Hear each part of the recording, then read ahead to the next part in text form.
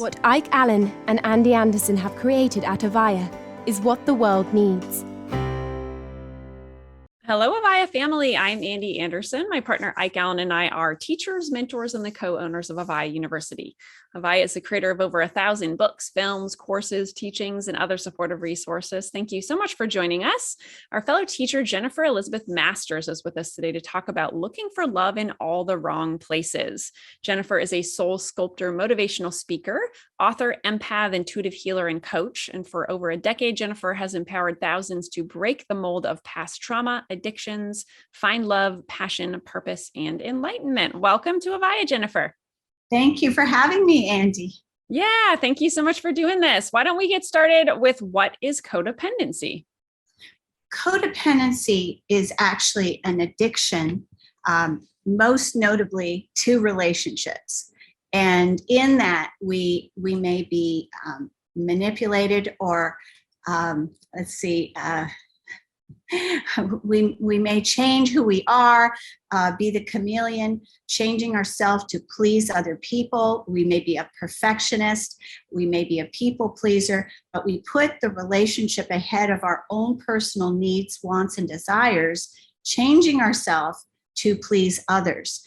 And in that, we may have no boundaries. We may not feel good enough. We may feel unworthy and undeserving.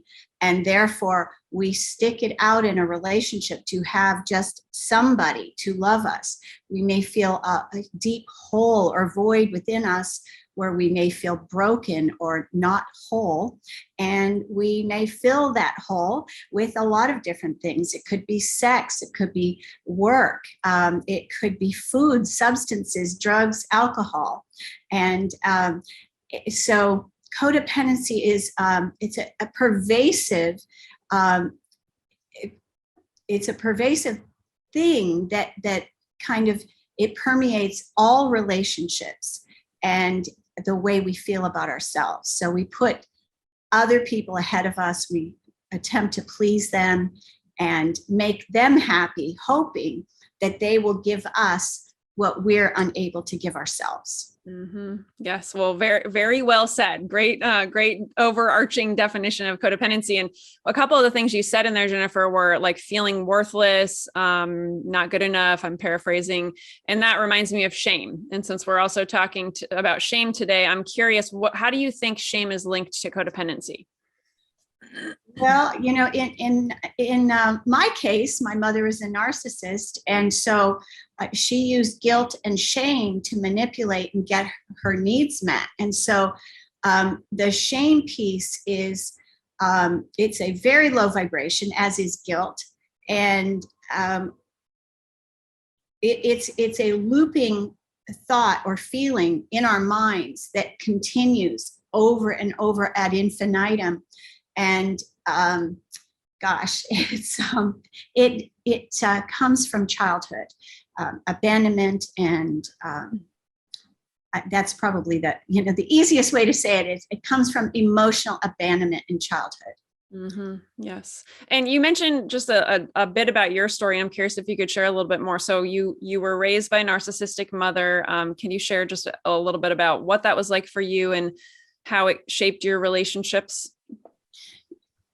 Well, having a narcissist for a mom, and most of my clients have had that type of situation, it means that you're never accepted. You don't bond with your mother because she didn't bond with you.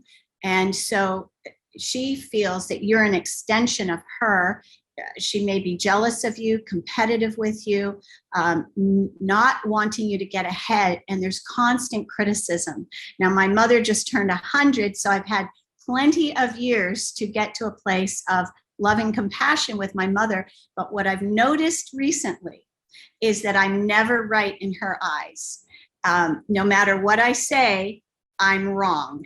And so growing up thinking that you're not good enough is the big compelling thing that can permeate all areas of your life. You may have a wonderful job making millions of dollars, but if you don't feel good enough, you feel unworthy, and that is, it's going to prevent you from feeling happy. So The shame piece, though, is it blocks us from feeling that our needs and wants have value or note, or that even we have value. And so we stop ourselves from asking or speaking up. We don't speak our truth. We're so afraid that people aren't going to like us. And that's the big thing, is that emotional abandonment and rejection. So in my case, my mother continues to reject me over and over again with this criticism and, no, you're wrong, and you're not a doctor, as I'm a healer. So she likes to put me down. And so when we get this self-esteem, and that's what I've worked on for over 35 years, it no longer bothers me because I know who I am. And I can just let it roll off me. I understand that's who she is, but it doesn't have to affect who I am. Mm-hmm. Mm.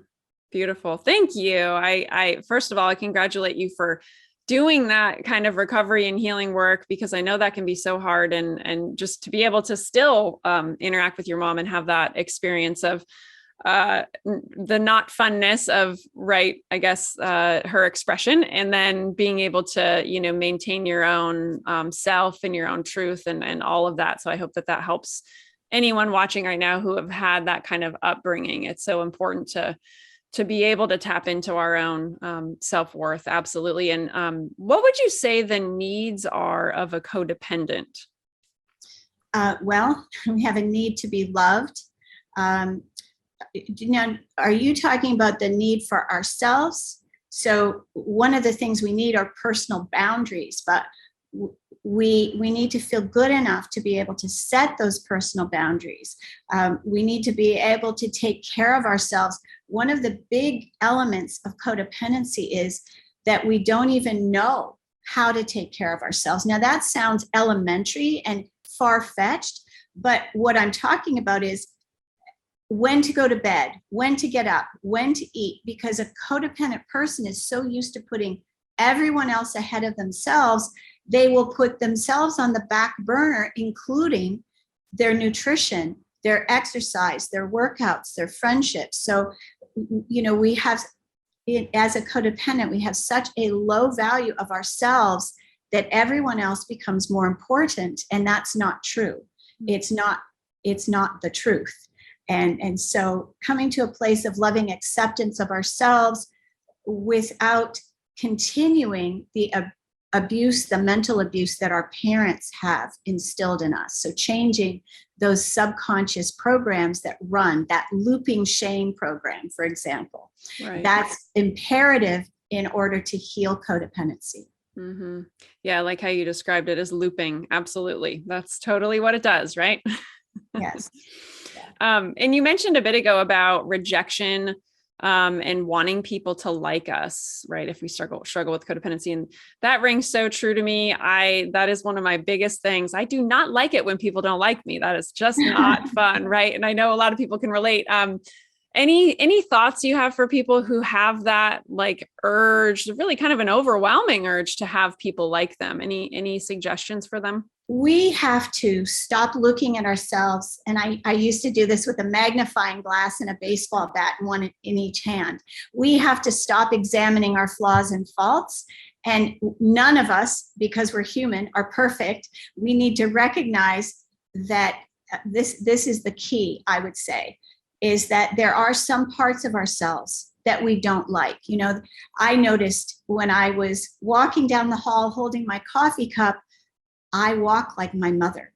I look like my mother. And so if you hate your parents, you're hating yourself.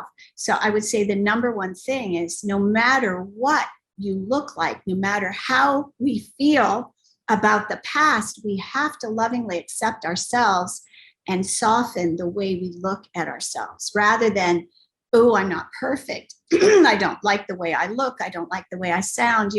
I have loving acceptance for all of me, even the parts that maybe, and the way I look at it is they don't smell so good, or they don't look so appealing to ourselves. So self-love means lovingly accepting all that we are. And so when we start to give love to ourselves instead of expecting someone else to do it for us, everything changes. The ball field is totally different. So I would say loving acceptance and softening the way you look and talk to yourself is key. Got it. And speaking of love, since the topic of your talk today is looking for love in all the wrong places, I'm curious, what are the wrong places? What do you mean by that?